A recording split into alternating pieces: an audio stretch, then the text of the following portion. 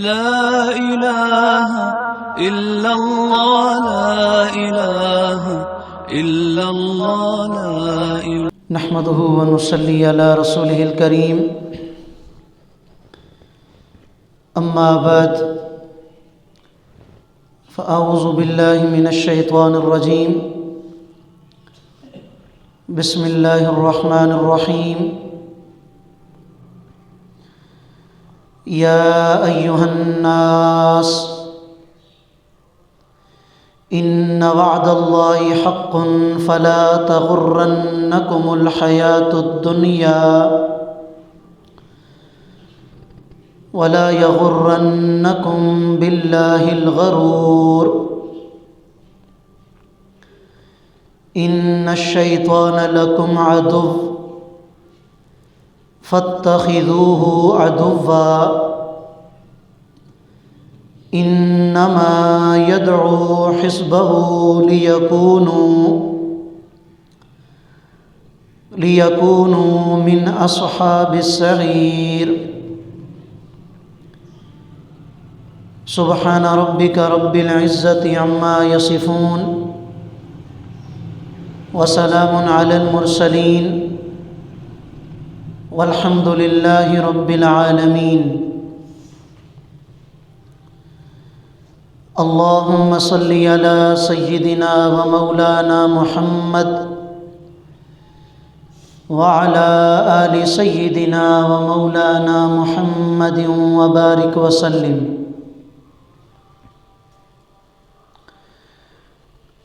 میرے انتہائی قابل احترام مسلمان بھائیوں، دوستوں، بزرگوں،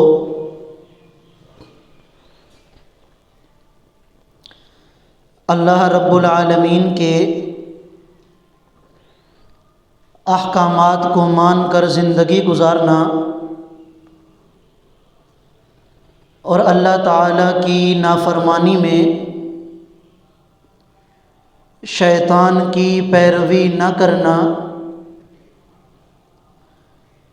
اور اپنے عقائد اور اپنے اعمال کی شیطان سے حفاظت کرنا، اسے مخالفت شیطان کہا جاتا ہے، جس کے بارے میں اللہ رب العالمین قرآن کریم میں ارشاد فرماتے ہیں کہ اے دنیا بھر کے انسانوں، یہ شیطان تمہارا کھلا دشمن ہے، تو تمہیں بھی چاہیے کہ تم شیطان کو اپنا دشمن سمجھو۔ قرآن کریم کی مختلف آیات کریمہ میں اللہ رب العالمین نے شیطان کی دشمنی کو واضح فرمایا ہے اور اس بات پر ترغیب ارشاد فرمائی ہے کہ ہر مسلمان شیطان کو اپنا دشمن سمجھ کر اس کی مخالفت کرے، اور یہی مخالفت ہر مسلمان کو دنیا اور آخرت کی کامیابی عطا کرے گی، اور اسی مخالفت کی وجہ سے ہر مسلمان کو اللہ رب العالمین کی رضا نصیب ہوگی اور اللہ رب العالمین کی محبت اور قرب نصیب ہوگا۔ اسی طرح احادیث مبارکہ کے اندر نبی کریم صلی اللہ علیہ وسلم کی طرف سے بھی اسی بات پر ترغیب ارشاد فرمائی گئی ہے کہ ہر انسان شیطان کو اپنا دشمن سمجھ کر پوری زندگی اس کی مخالفت کرتے ہوئے گزار دے۔ چنانچہ نبی کریم صلی اللہ علیہ وسلم ایک موقع پر صحابہ کرام رضوان اللہ تعالی علیہ مجمعین کے درمیان موجود تھے، تو صحابی فرماتے ہیں کہ آپ علیہ الصلاۃ والسلام نے ہمیں سمجھانے کے لیے ایک لکیر کھینچی اور فرمایا کہ یہ اللہ کا راستہ ہے، اور اس لکیر کے دائیں بائیں آگے پیچھے بہت ساری اور لکیریں بھی کھینچ دیں، اور فرمایا کہ ان میں سے ہر راستے پر ایک شیطان بیٹھا ہے، لہٰذا تم اللہ کے راستے کو مضبوطی سے پکڑو اور شیطان کے راستوں پر کبھی بھی نہ چلنا۔ اور قرآن کریم کی یہ آیت کریمہ تلاوت فرمائی، وَأَنَّ هَذَا صِرَاطِي مُسْتَقِيمًا فَاتَّبِعُوهُ، کہ اے ایمان والو یہ میرا سیدھا راستہ ہے اور تم نے اسی راستے کا اتباع کرنا ہے، وَلَا تَتَّبِعُوا السُّبُلَ،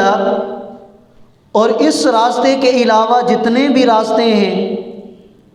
ان راستوں پر کبھی نہ چلنا، کہ ان راستوں پر چلنے کی وجہ سے دنیا اور آخرت کی ناکامی تمہارا مقدر بن جائے گی۔ تو قرآن کریم کی آیات کو دیکھا جائے یا نبی کریم صلی اللہ علیہ وسلم کے مبارک ارشادات کو، تو دونوں کے اندر ہمیں مشترکہ طور پر اس بات کا حکم دیا جا رہا ہے کہ اے دنیا بھر کے مسلمان، شیطان کی مخالفت تمہارے اوپر فرض ہے، اور اسی شیطان کی مخالفت میں اللہ تعالیٰ نے تمہاری کامیابی کو چھپا رکھا ہے۔ اگر تم پوری زندگی شیطان کی مخالفت میں گزار دو گے تو اس کا لازمی نتیجہ ہے اللہ رب العالمین کی موافقت، اللہ رب العالمین کی اطاعت، تو اللہ تعالیٰ تمہیں دنیا اور آخرت کی عزتوں سے نوازیں گے۔ شیطان کی مخالفت پر کمر بستہ ہونے کے لیے، مضبوط ہونے کے لیے علماء کرام نے چند طریقے بیان فرمائے ہیں۔ اللہ رب العالمین کی بارگاہ میں دعا گو ہوں کہ اللہ تعالی ہم سب کو انہیں سمجھنے اور عمل کرنے کی توفیق عطا فرما دے۔ چنانچہ علماء کرام نے لکھا ہے کہ شیطان کی مخالفت پر اپنے آپ کو مضبوط کرنے کا پہلا طریقہ یہ ہے کہ ہر مسلمان شیطان کے جو مقاصد ہیں ان مقاصد کو جاننے کی کوشش کرے، ان مقاصد پر غور کرے۔ جب شیطان کے مقاصد انسان کو معلوم ہوں گے تو شیطان کی نفرت دل کے اندر پیدا ہوگی۔ جب نفرت دلوں میں پیدا ہو جائے گی تو پھر شیطان کی مخالفت کرنا اور اللہ رب العالمین کی اطاعت کرنا یہ ہر انسان کے لیے آسان ہو جائے گا۔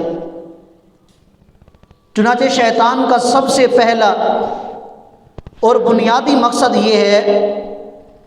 کہ شیطان ہر انسان سے اس کا ایمان چھیننا چاہتا ہے تاکہ دائمی طور پر ہمیشہ ہمیشہ کے لیے وہ انسان کو جہنم کا مستحق بنا دے، دوزخ کی آگ کا مستحق بنا دے، اللہ کی نفرت کا مستحق بنا دے، اللہ کے غصے کا مستحق بنا دے۔ اور جب شیطان اس بات پر قدرت نہیں رکھتا، وہ کسی انسان سے، مسلمان سے اس کا ایمان نہیں چھین سکتا، تو پھر وہ اسے اعمال صالحہ سے روکتا ہے۔ پھر اس کی کوشش یہ ہوتی ہے کہ چلو اس نے ایمان تو قبول کر لیا، کلمہ طیبہ کا اقرار تو اس نے کر لیا، اب میں نے اسے نیک اعمال نہیں کرنے دینا، بلکہ پوری زندگی اسے فسق اور فجور میں مبتلا رکھتا ہے، گناہوں والی زندگی میں مبتلا رکھنے کی کوشش کرتا ہے تاکہ یہ اللہ کا محبوب بندہ نہ بن سکے، تاکہ یہ اللہ کا نیک بندہ نہ بن سکے، تاکہ اسے جنت میں دخول اولی وہ حاصل نہ ہو سکے، بلکہ کچھ دیر کے لیے یہ بھی جہنم کی آگ کا مستحق بن جائے۔ اور اگر کوئی مسلمان شیطان کی مخالفت میں مضبوط ہو جاتا ہے، گناہ بھی نہیں کرتا، اللہ کی نافرمانی بھی نہیں کرتا، تو پھر شیطان کا مقصد ہوتا ہے کہ اعمال صالحہ سے اسے دور رکھا جائے۔ گناہ تو کرتا نہیں، فسق اور فجور میں مبتلا ہوتا نہیں، تو پھر شیطان کی کوشش یہ ہوتی ہے، اس کا مقصد یہ ہوتا ہے کہ اس کے اعمال صالحہ کو خراب کیا جائے۔ نماز پڑھ لی، نماز کے اندر ریا ڈال دیا، قرآن کی تلاوت کر لی، اس تلاوت میں ریا ڈال دیا، تو یہ شیطان کے بنیادی مقاصد ہوتے ہیں۔ اب جب ہر انسان کو شیطان کے مقاصد معلوم ہو جائیں کہ یہ مردود تو ہم سے ہمارا ایمان چھیننا چاہتا ہے، ہمیں دوزخ کی آگ کا مستحق بنانا چاہتا ہے، یہ مردود اور لعین ہمیں گناہوں میں مبتلا کرنا چاہتا ہے، ہمیں اللہ تعالیٰ کی محبوبیت سے نکالنا چاہتا ہے، ہمیں اللہ تعالیٰ کا نافرمان بنانا چاہتا ہے، جب یہ مقاصد شیطان کے پتہ ہوں گے تو پھر شیطان کی نفرت دل میں پیدا ہوگی اور شیطان کی مخالفت کرنا یہ آسان ہو جائے گا۔ دوسرا طریقہ علماء کرام فرماتے ہیں کہ اللہ اور اس کے رسول کی محبت اپنے دل میں پیدا کرنا۔ ہر انسان اس بات کو بخوبی جانتا ہے کہ شیطان اللہ کا دشمن ہے، اللہ کے نبی کا دشمن ہے، اور ان کے ماننے والوں کا بھی دشمن ہے۔ اب جب مسلمان اللہ سے محبت کرے، اللہ کے محبوب سے محبت کرے، اللہ کے محبوب کو ماننے والوں سے محبت کریں، اولیاء اللہ، اللہ کے نیک بندوں سے محبت کریں، تو اس سے کیا فائدہ حاصل ہوگا کہ شیطان کی مخالفت پر اللہ تعالیٰ انسان کو مضبوطی عطا فرمائیں گے، شیطان کی مخالفت کرنا آسان ہو جائے گا۔ اور تیسرا طریقہ کہ نیک لوگوں کی صحبت اختیار کی جائے، نیک بندوں کی صحبت اختیار کی جائے، ایسے لوگوں کے ساتھ جڑا جائے کہ جن لوگوں کو اللہ تعالیٰ نے اپنا محبوب بنا لیا ہے، ایسے لوگوں کی محفلیں اختیار کی جائیں، ایسے لوگوں کی مجلس میں بیٹھا جائے کہ جو لوگ اللہ کے ساتھ اپنا تعلق جوڑنے میں لگے ہیں، کہ جو لوگ اللہ کو راضی کرنے میں لگے ہیں، کہ جو لوگ اللہ کے قرآن پر عمل کرنے میں لگے ہیں، کہ جو لوگ اللہ کے گھر میں آ کر اللہ کی محبت کو حاصل کرنے میں کوشش میں لگے ہیں، ایسے لوگوں کے ساتھ اپنا اٹھنا بیٹھنا ہو، ایسے لوگوں کی صحبت اختیار کی جائے۔ اس کا بنیادی فائدہ یہ ہوگا کہ انسان شیطان کی مخالفت میں بڑا مضبوط بن جائے گا، کمر بستہ ہو جائے گا، اسے تقویت ملے گی شیطان کی مخالفت کرنے میں، اور جب شیطان کی مخالفت ہوگی تو اللہ تعالیٰ دنیا اور آخرت کی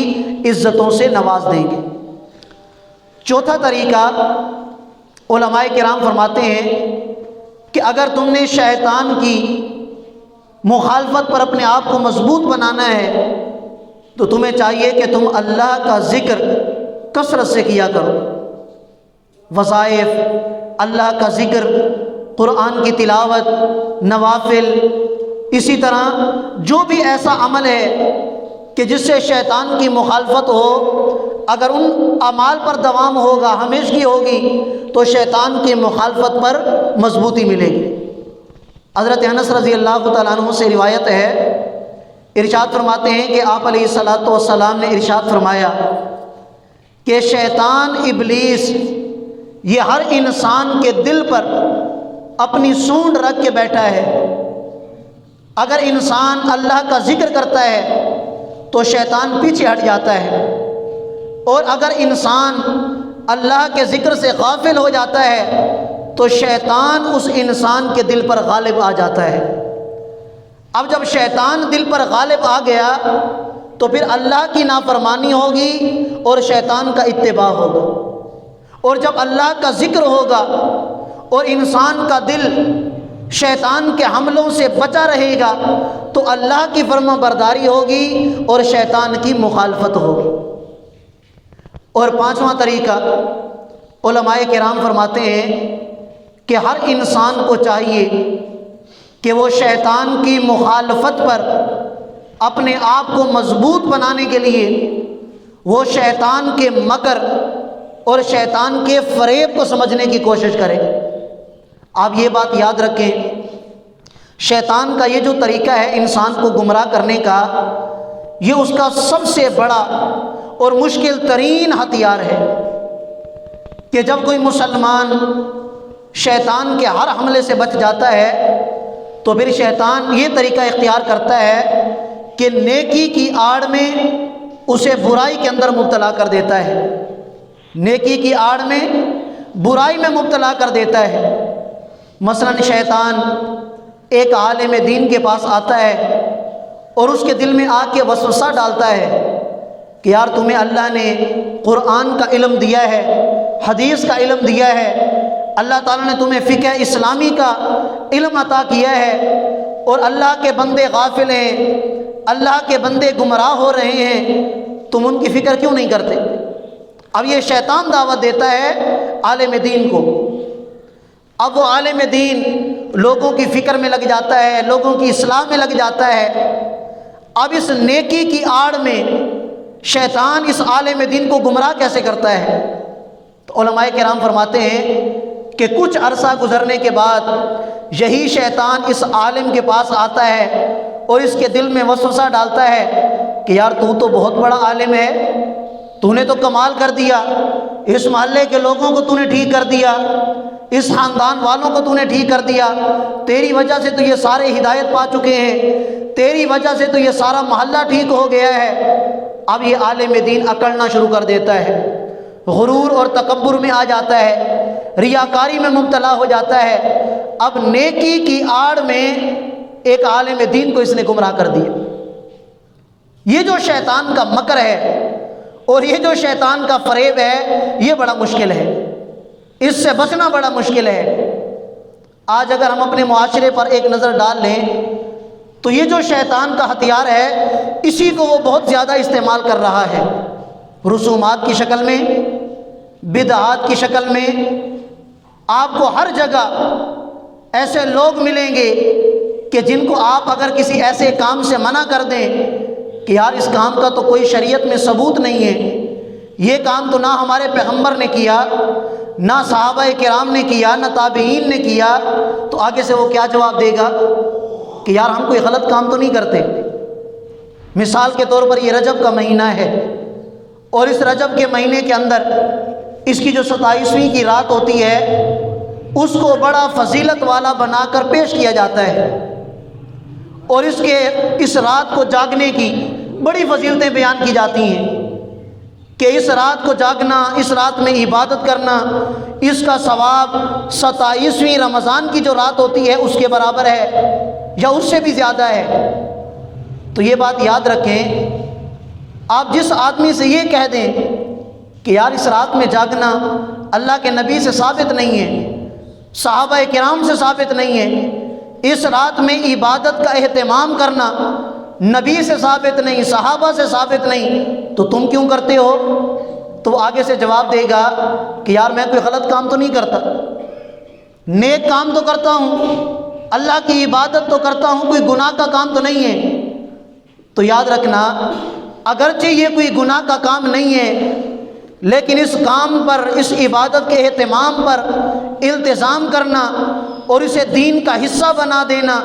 کہ جو اسے نہ کرے وہ گناہ گار ہے، جو اسے غلط کہے وہ بھی گناہ گار ہے، وہ منکر ہے، تو یاد رکھیں اس چیز کا التزام یہ گناہ ہے اور یہ بدعت ہے۔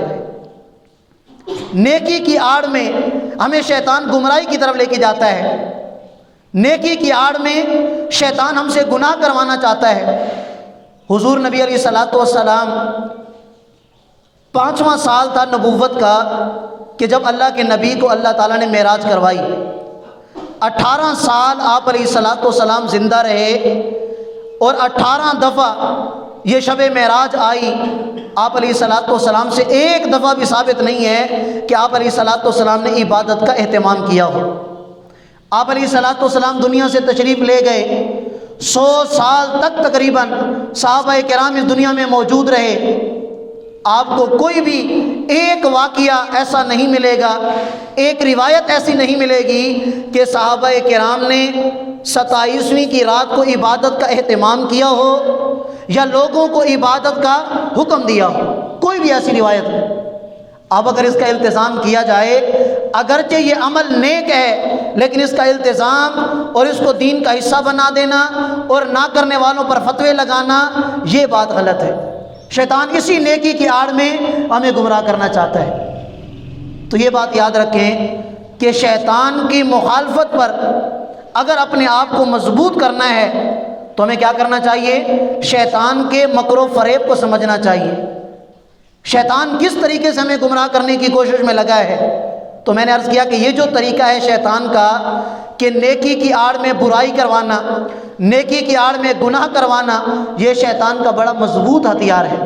اس کے لیے ہمیں یہ کوشش کرنی پڑے گی کہ ہم شیطان کے مکر و فریب کو سمجھیں اور شیطان جو بھی ہتھیار ہمیں وساوس ڈالنے کے لیے، ہمیں گمراہ کرنے کے لیے استعمال کرتا ہے، ہم ان کو سمجھ کر ان سے اپنے آپ کو بچانے کی کوشش کریں۔ تب جا کر ہر مسلمان، ہر انسان شیطان کی مخالفت پر مضبوط ہوگا، اور جب ہم شیطان کی مخالفت میں مضبوط ہو جائیں گے تو اللہ تعالیٰ دنیا اور آخرت کی عزتوں سے ہمیں نواز دیں گے۔ یاد رکھیے، شیطان جب انسان کو گمراہ کرتا ہے تو ایسے نہیں کہ آپ کے پاس آئے گا اور آپ کو کہے گا کہ یار کافر ہو جاؤ، یا آپ کے پاس آ کے آپ کو کہے گا قرآن کا انکار کر دو، آپ کے پاس آ کر کہے گا نماز کا انکار کر دو، روزے کا انکار کر دو۔ نہیں، بڑے طریقے کے ساتھ اور بڑے اسلوب کے ساتھ وہ آپ کو آہستہ آہستہ گمراہ کرے گا۔ مثال کے طور پر اگر آپ 5 وقت کے پکے نمازی ہیں تو سب سے پہلا کام شیطان یہ کرتا ہے کہ آپ کے اندر سستی پیدا کر دے گا نوافل کے اعتبار سے کہ یار یہ تو نوافل ہے، چھوڑ دو، ضروری تو نہیں ہے نوافل پڑھنا۔ پھر آپ نے نوافل چھوڑ دی، اب آہستہ آہستہ آپ کو سنتوں کی طرف لے کے آئے گا کہ یار یہ کہاں سے ثابت ہے سنتیں؟ اللہ نے قرآن میں حکم دیا اقیم الصلاۃ، نماز قائم کرو، اور نماز تو وہ ہے جو فرض ہے، یہ سنتیں کہاں سے آ گئیں؟ سنتیں چھوٹ گئیں۔ اب نوافل بھی چھڑوا دی، سنن بھی چھڑوا دی، اب آ جائے گی فرضوں کی باری، پھر واجبات سے ہٹائے گا، اور پھر آخر میں آ کر فرائض سے بھی تمہیں ہٹا دے گا۔ تو شیطان بڑے طریقے سے حملے کرتا ہے۔ تو اللہ تعالیٰ نے قرآن مجید کے اندر اور نبی علیہ الصلوۃ والسلام نے اپنی مبارکہ حدیث میں اور ائمہ کرام، اکابرین امت،